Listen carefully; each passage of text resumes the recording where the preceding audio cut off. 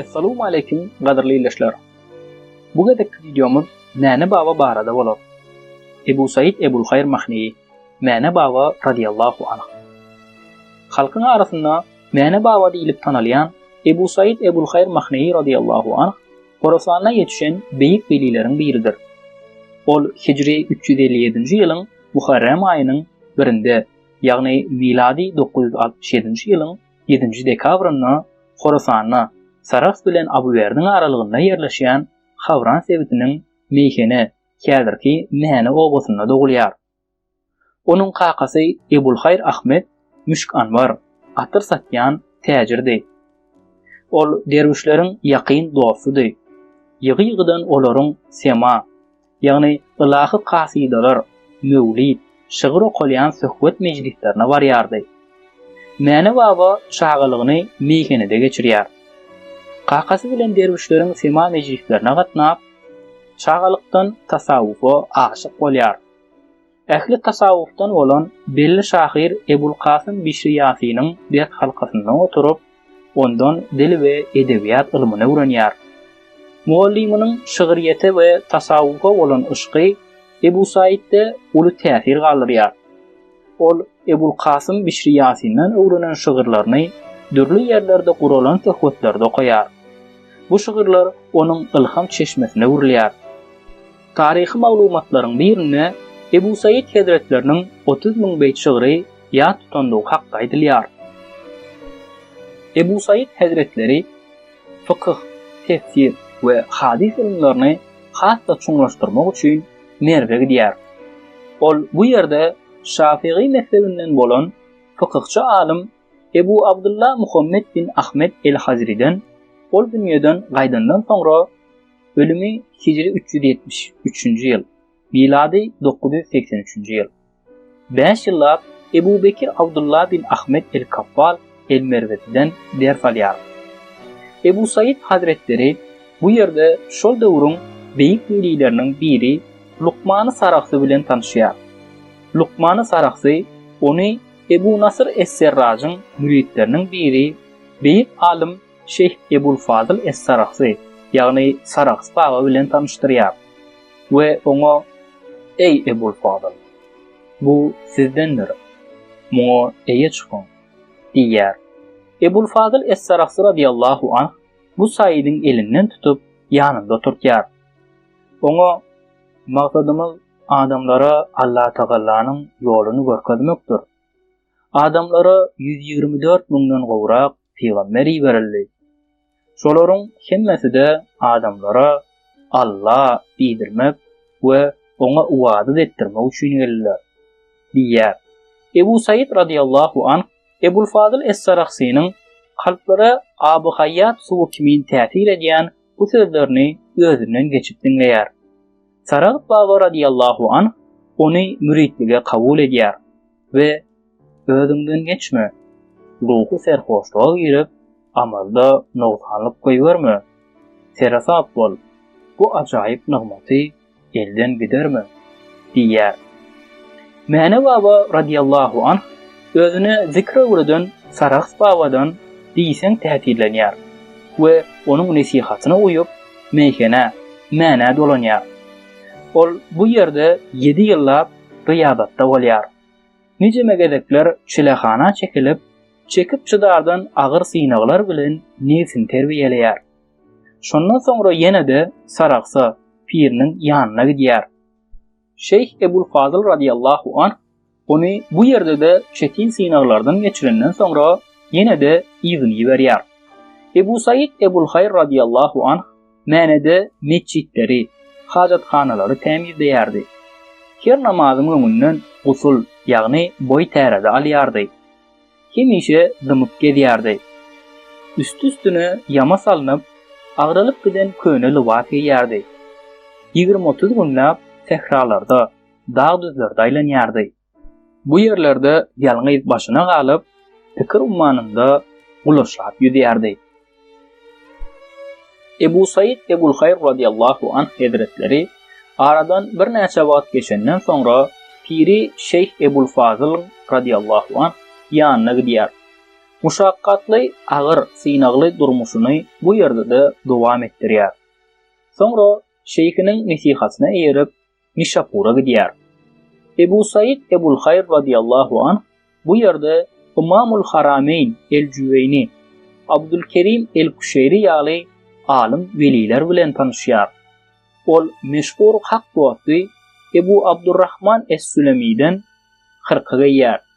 Ebu Said Ebul Hayryň şondan öň Saraqda Şeyhi Ebul Fadyldan hırka geyip geýmendigi barada anyk maglumat ýokdur. Käbir çeşmelere görä Ebu Said Ebul Hayr radiyallahu anh hazretleri adamlara Allah Taala'nın hak ýoluny görkezmek ýaly ilahy wezipesine başlamazdan öň mäne dolanýar we öňkü agyr muşakkatly durmuşy özüne ýar edinýär. Ol Abu Zert bilen Saraqsyň arasynda bir ýerde 7 ýyllap ýalňyz ýaşaýar. Özüni tagat ibadata berýär. Ol bu ýerde ýaşanmakdy ot we ýaprak ýyp oňut etýär. Şol döwürler onuň şeýhi Saraqat Baba radiyallahu anh Allah'nyň rahmetine gowuşýar.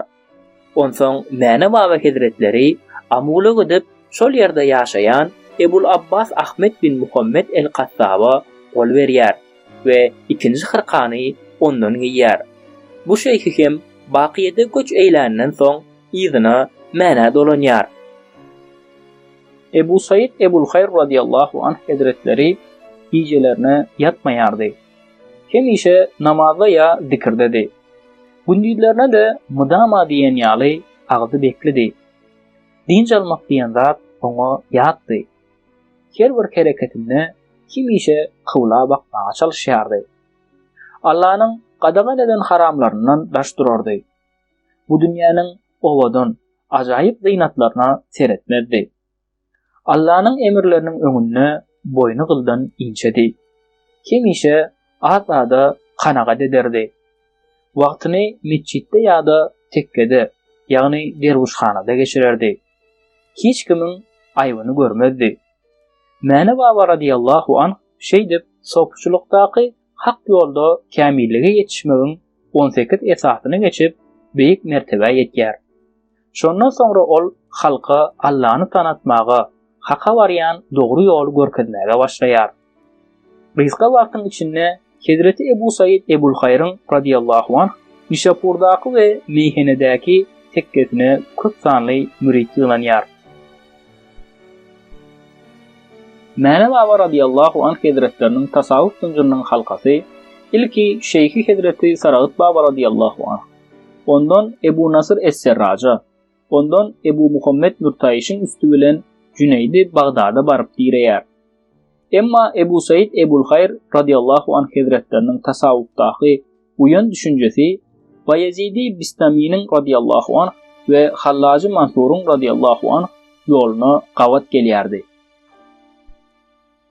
Tekke, ýagny derwişhana, sopçuluk medresesi edebi belli terkip bilginleri ilkinji gezek Ebu Said Ebul Hayr radiyallahu anh tarapyndan kadalaşdyrylýar. Kazvini onun tasawwufda özüne mahsus ýol göredendigini, tekke saldyrandygyny, her gün 2 gedek supra ýaldyrandygyny, tekkede berja edilmegi ketgitlenen bütün edep kadalaryň Ebu Said Ebul Hayr radiyallahu anh hazretleriniň ýoly goýandygyny ýazýar. Käbir çeşmelerde Ebu Said Ebul Hayr radiyallahu anh hazretleriniň İbn Sina bilen hat alşandygy, hatda onuň bilen görüşendigi, yüzbeýüz oturup uzak wagtlap söhbet edenlerinden soňra İbn Sina'nyň meniň bilýänimi ol görýär, Ebu Said'in bolsa meniň görýänimi ol bilýär diýendigi şeýle diýmek bilen hakykata akyl bilenem, kalp bilenem ýetip boljakdygyny aýdandyklar hakynda maglumatlar bar. Ebu Said Ebul Hayr radiyallahu anh hazretleri ören agyr riýazatyndan we aşyk ibadatyndan beýleki hal hereketlerinde Hazreti Mevlana Celaleddin Ruma örenmekdeşdir. Çünkü ol hem Hazreti Mevlana ýaly sema, ýagny ilah kasidalar, mevlid, şygyr okalyan söhbet mejlislerini ören gowy görýärdi. Şonuň üçin sema mejlislerini ýygy-ýygydan gurnaýardy. Ebu Said Ebul-Hayr radiyallahu anh hazretleri tasawuf aleminde 7 sultanyň biri hökmünde uly meşgullyga edir. Beýleki sultanlar İmam Ali Rıza, Bayezid-i Bistami, Ibrahim bin Edhem, Cüneyd-i Bagdady, Mahmud Gaznaly we Seljuk hökümdary Sultan Zanjar. Ebu Said Ebul-Hayr radiyallahu anh hazretleriniň şygyrlary fars dilinde ýazylyp, Suhanany Manzumy Ebu Said Ebul-Hayr adly kitapda jemlenipdir. Ömür beýany we onuň bilen baglanşykly gurrumlar Esrarut Tevhid fi Makamati Şeyh Ebu Said diýen kitapda giňişleýin beýan edilýär. Beýik weli Ebu Said Ebul-Hayr radiyallahu anh Hicri 440-njy ýylyň Şaban aýynyň 4-nde, ýagny 1049-njy ýylyň 10-njy dekabry Cuma gecesinde dogduk mekany meýhenede 82 ýaşynda aradan çykýar. Onuň aramgahy häzirki Ahal welaýatynyň Kaka etrawynyň Mäne owatynyň şäherlerinde ýerleşýär. Ebu Said Ebul-Hayr radiyallahu anh hazretleriniň dürdäne netihatlaryndan Allah bakydyr we käfidir, hemişe ýetişýän. Onda gaýrysy hiçdir. Ondan gaýry her bir zatdan nefsini uzak sakla. Yer, asman Allah bilen bendäniň arasynda perde däldir. Arş, kurs hem perde däldir. Perde insanyň menligidir. Eger bu aradan aýrylsa, Allah Taala gowşular. Zikr Allah'ını yad etmek, ondan başkasını unutmakdır. Allah Taala'dan ihlas dilen, her bir zady onuň razylygy üçin etmegi dilen. Ihlasda bu dünýäniň we ahiretiň bagtýarlygy bardyr. Wagt iki demiň arasyndadyr. Biri gitdi, beýleki heniz gelmedi. Diýmek düýün geçdi, onda ertemýärdi. Wagt şu günler, ol kesgir alışdyr. Kim özüni gowdurun öýýän bolsa, bu onuň özüni bilmeýänligidir. Kul Allah üçin nämäni terk etse, Allah Taala da munyň garşylygyny oňa has haýyrlysyny berer. Kişiniň kelek boljakdygynyň alamaty onuň Allah Taala'dan gaýrysyna köňül bermegidir.